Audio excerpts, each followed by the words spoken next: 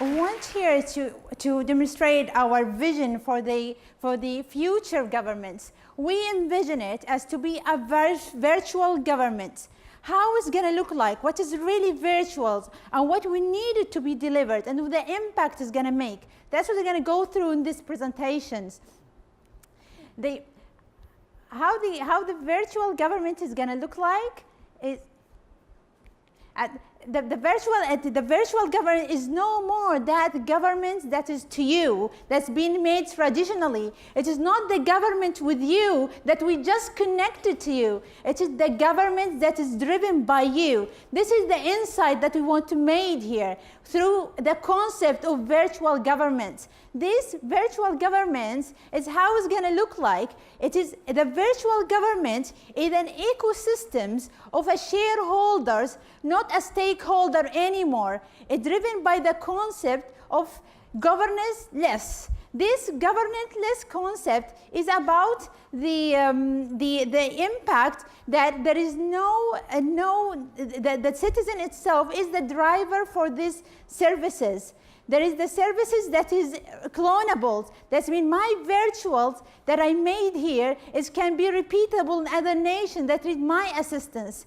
It is not the way that is it is not the way that is waiting for the users to come in and ask for the services. We're going to shape those services through the concept called the agents. So we call it an ecosystem of virtual governments that is not locally in one individuals, but is actually across the how we envision these virtuals. It is about having a micro, macro, and mega virtual government. The micro government is really that one that is stated on every citizen or any entity that really want that service to be delivered. These agents that's going to deliver these micro virtuals, it's a small image that what you need your service to look like. It is no more that services that's going to be designed by the government for you. It is the service that you cook based on your objectives and how you want to interact with all other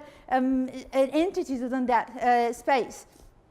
The micro government services, it is the one that belong to the nation. It is the nation that provided those services to you to deliver the best services for you. The mega virtuals is the one that may interact me with the globals. I know that a lot of my objective in the micro space and the micro could be limited, but we make it more visible through the mega concept.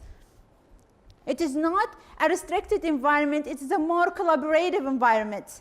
And then what we want to have it is this how it's going to really work, that's how it's going to really work around. It is the services that the micro virtual is going to be provided for its micro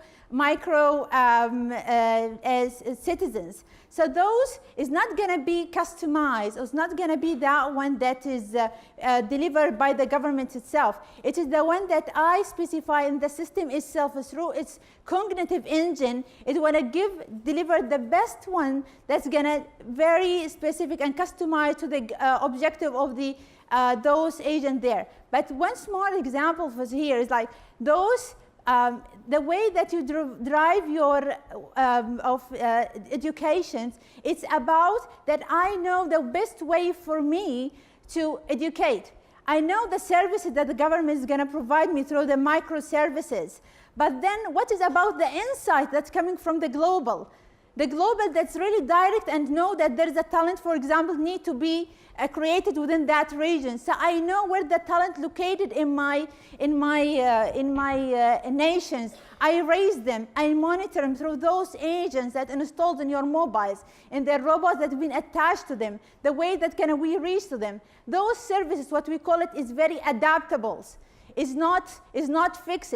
It's policy that we will inject all knowledge that we will give it in that cognitive unit. It's going to enclose the information that I capture from the IoT, the big data, those technologies that I came from here, there, and as well as those agents that are going to collect information from each citizen there about their behavior, their consciousness. So when I deliver the services, it is the services that really going to talk about them, the event that's really going to shape the way that's going to be acted in these ecosystems. What does really need to be done there? We know that the technology is really the big driver here, but at the same time, there is a lot of legislations need to be done, because as this is going to be virtual government, it needs a lot of policies, there are also laws need to be happening here, because everything is going to be cyber. At the same time, the community should be aware. I mean, we need to have those community that is really responsive, the parents that give me more participations. So we imagine this virtual government to be a rewarding government. The governments that will emphasize, and we have have given each one the possibilities that if he contribute, he would get a huge value in return. As lastly, what is the impact that really want to make here? Those impact is like, we know the service is no more the one that I put it there and you access it. It is the service that will track you everywhere. It is the service that's really going to say what is the best for you and customize the one that is really good for you.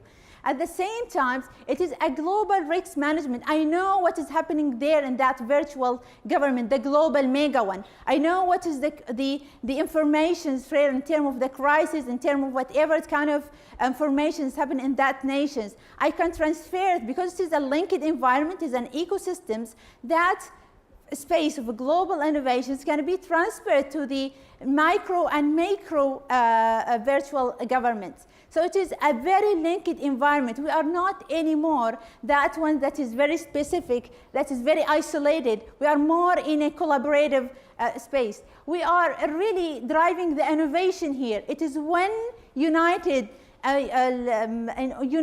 innovations. So we have the minds within the nations, and we have the one that is in a global forms. It is adaptive policies. The policies is not anymore that person.